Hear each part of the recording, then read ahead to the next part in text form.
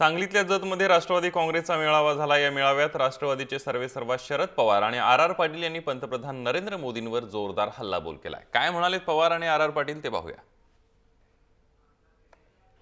तुम्हाला माझा पराभव करण्यासाठी देशाच्या पंतप्रधानाला तासगावमध्ये आणावं लागतं, ही तुमची लायकी। मला एक चांगली संधी मिळालेली आहे। सोडून द्या संजय काका आणि अजितराव घोरपडे,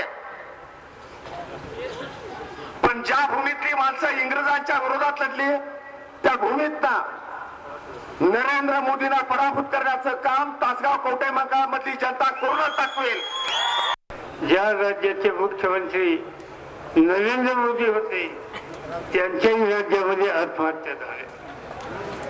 कारण अनेक होती। महाराष्ट्रातली आम्ही कारण शोधली।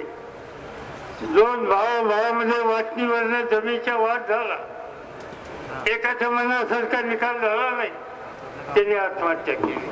जाहिरात दिली जाते की हे राज्य गुंडांचं आहे, इथं गुंडगिरी वाढले, इथं माफिया वाढला, इथे वाळूचोर वाढले आणि त्या पद्धतीने महाराष्ट्र असा तळाला गेला। या प्रकारचं चित्र मताच्या जोग्याच्यासाठी मानलं जातं आणि छत्रपती शिवाजी महाराजांच्या या महाराष्ट्राची बेअबू केली जाते। मला आपल्या सगळ्यांना सांगायचंय की महाराष्ट्राची जो कोणी बेइज्जत करत असेल त्याला आमचा मताचा पाठिंबा मिळणार नाही। आम्ही म्हणतो हे राज्य एक ठेवायचं, पण हे राज्य आम्ही वेगळं केल्याशिवाय राहणार नाही, ही भूमिका भाजपचा अध्यक्ष जाहीरपणानं सांगतोय आणि महाराष्ट्राचे तुकडे हे फाडण्याच्या बद्दलची काळजी घेण्याची तयारी आमची आहे हे जाहीरपणानं सांगतोय। या लोकांना त्यांची जागा दाखवण्याच्या संबंधीची ही कामगिरी तुम्हाला मला करायची आहे।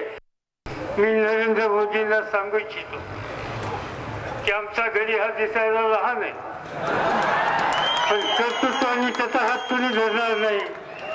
तुम्ही देशाचा प्रधानमंत्री या ठिकाणी यावा किंवा अन्य कोणी या ठिकाणी यावा। आर पाटील समोरच्याला दोन्ही फट्यावर मारल्याशिवाय राहणार नाही आणि कुस्ती केल्याशिवाय राहणार नाही, याच्याबद्दल माझ्या मनामध्ये शंका नाही।